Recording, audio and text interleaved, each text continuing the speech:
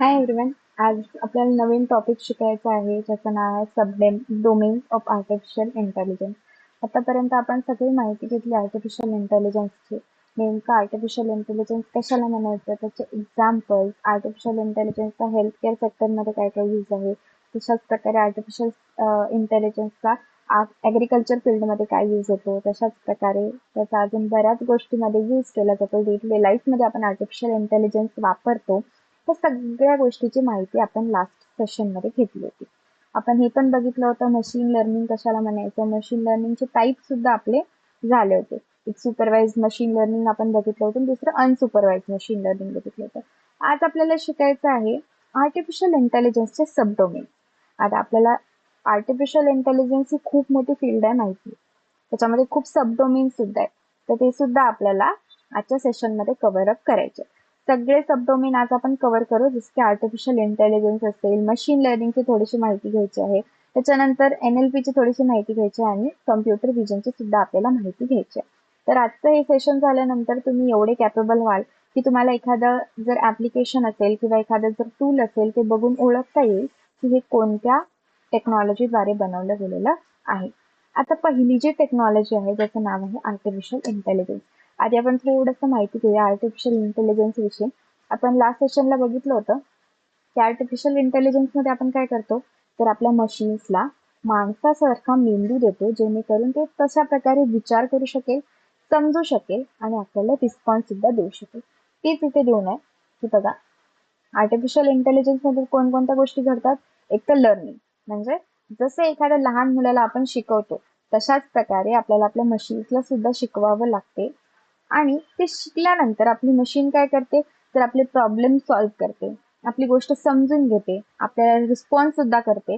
अशा प्रकारच्या ऍक्टिव्हिटी जसं एखादं ह्युमन करत असते तशाच प्रकारे आपली मशीन सुद्धा काम करायला लागते. त्याला आपण म्हणतो आर्टिफिशियल इंटेलिजन्स. आता या आर्टिफिशियल इंटेलिजन्सचे एक्झाम्पल सुद्धा बघितले होते आपण. प्रत्येक फील्डमध्ये आर्टिफिशियल इंटेलिजन्सचे एक्झाम्पल बघितले, जसे हेल्थ केअर, ॲग्रिकल्चर, एज्युकेशन, आणि प्रत्येक फील्डमध्ये आपण सध्याच्या कंडिशनला AI यूज करत आहे. तर मी तुम्हाला 2-3 एक्झाम्पल सांगते जिथे आपण आर्टिफिशियल इंटेलिजन्सचा यूज करतो. ते आहे की युट्यूबचं रेकमेंडेशन सिस्टम.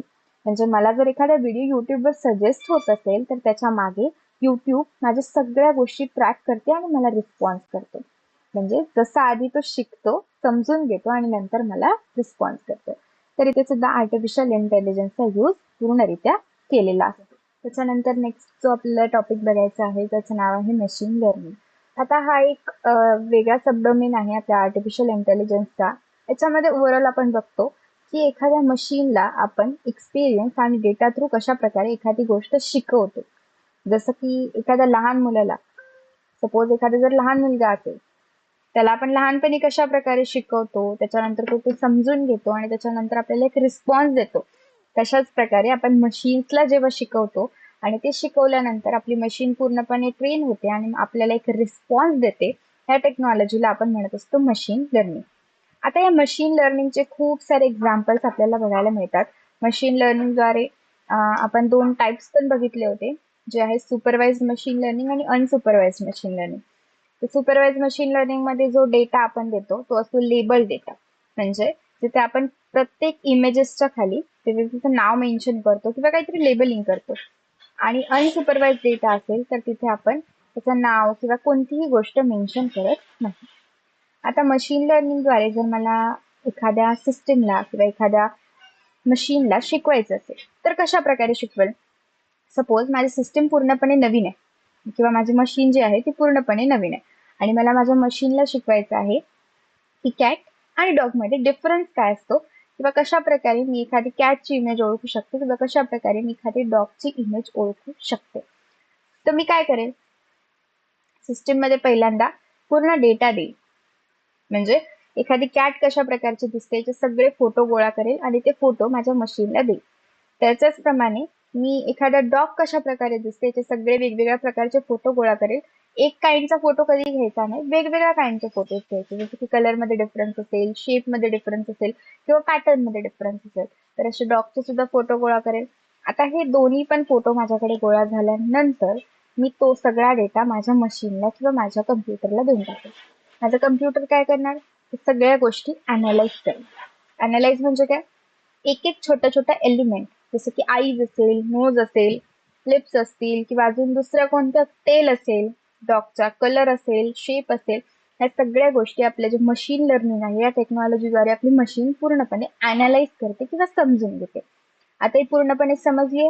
आता आपली मशीन टेस्टिंग फेजमध्ये येते, जिथे आपण जर एखादी इमेज दाखवली, सपोज मी कॅटची इमेज दाखवली किंवा मी डॉगची इमेज दाखवली, तर माझी मशीन काय करेल, त्या कॅटच्या इमेजला बघून बरोबर ओळखेल ही पर्टिक्युलर इमेज कॅटची आहे.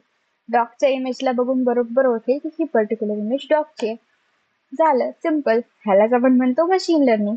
जसं एखाद्या लहान मुलाला आपण हळूहळू शिकवतो with the help of examples, data set and the experience, तशाच प्रकारे आपण आपल्या मशीन्सला जेव्हा डेटाचा यूज करून, एक्सपिरियन्सचा यूज करून किंवा एक्झाम्पल्सचा यूज करून कोणती गोष्ट शिकवतो, त्याला आपण म्हणत असतो मशीन लर्निंग. हा सुद्धा एक सबडोमेनच म्हणू शकता आपल्या आर्टिफिशियल इंटेलिजन्सचा. आता याचा कुठे कुठे यूज होतो, तर युट्यूब रेकमेंडेशन सिस्टीम आपण बघितलं होतं, जिथे युट्यूब काय करतो, आपल्याला असे व्हिडिओ सजेस्ट करतो जे व्हिडिओ आपल्याला आवडतात. तर हे आपली आवड निवड ओळखून घेण्यासाठी, ती शिकण्यासाठी आपलं जे युट्यूब आहे हे मशीन लर्निंगचा यूज करत असते. त्याच्यासोबत सोबत प्रेडिक्टिव्ह टेक्स्ट म्हणजे काय, तर सपोज मी गुगलवर जाते, गुगलवर एखादी गोष्ट सर्च केली, सपोज व्हॉट इज द असं सर्च केलं, तिथे मला सजेशन मध्ये येते लगेच वेदर वगैरे असे काही सजेशन्स येतात. आता हे जे सजेशन्स असतात ना, हे सुद्धा आपल्या मशीन लर्निंगचं एक्झाम्पल असते. आपले जे काही प्रिव्हियस गोष्टी आहेत किंवा जे काही ट्रेंड्स आहेत, हे सगळ्या गोष्टी शिकून ते आपल्याला तशा प्रकारचे सजेशन देत असतात.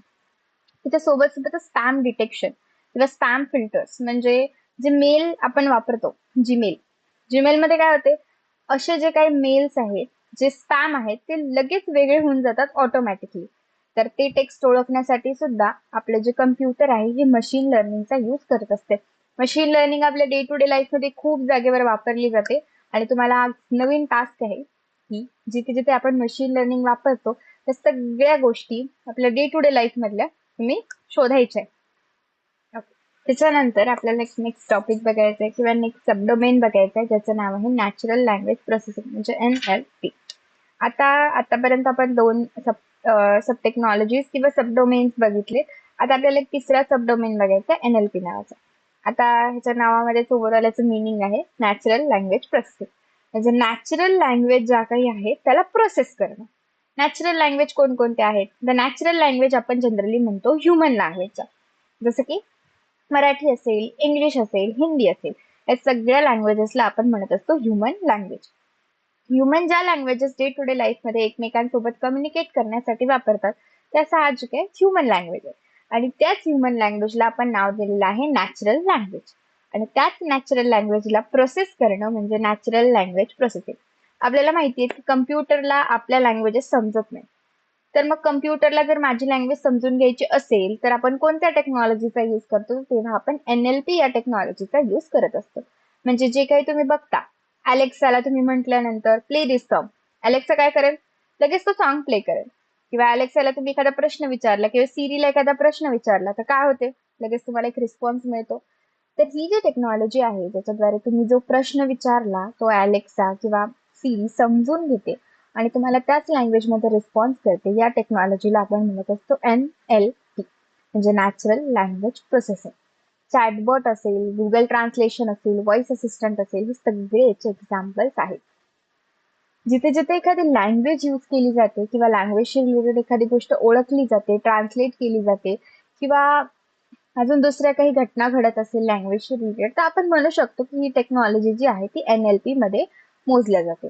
आता चॅटबॉट जे आपण ऍप्लिकेशन्स मध्ये बघतो, सपोज मी एखादी ई-कॉमर्स वेबसाईट वापरत आहे, त्याच्यामध्ये जे चॅटबॉट आहेत ते काय करतात, माझ्या क्वेश्चनचे मला आन्सर्स देतात.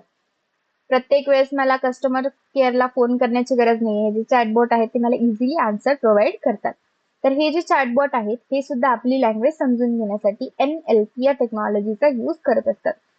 जेव्हा जेव्हा आपली लँग्वेज समजून घेतली जाते, त्या लँग्वेज मधला दुसऱ्या लँग्वेज मध्ये ट्रान्सलेट करणं असेल किंवा आपल्याला एक त्याच लँग्वेज मधला रिस्पॉन्स प्रोव्हाइड करणं असेल, या सगळ्या गोष्टींमध्ये आपण NLP या टेक्नॉलॉजीचा यूज करत असतो. त्याच्यानंतर गुगल ट्रान्सलेट.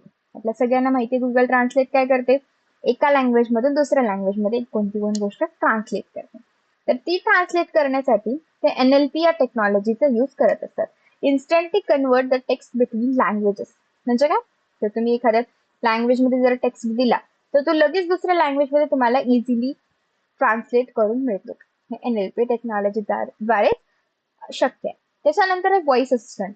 मी सांगितलं आता अलेक्साला जे काय एखादी गोष्ट बोलत असेल किंवा सिरीला एखादी गोष्ट बोलत असेल तर ती समजून घेण्यासाठी अलेक्सा किंवा सिरी NLP या टेक्नॉलॉजीचा यूज आपल्यासोबत करत असतात. तर NLP is a branch of AI that helps computer to understand, interpret and respond to human language the same way we talk and write to each other. जसं आपण एकमेकांसोबत बोलतो एक्झॅक्टली सिमिलर हे जे AI टूल्स आहेत हे पण आपल्यासोबत बोलत असतात NLP या टेक्नॉलॉजीद्वारे.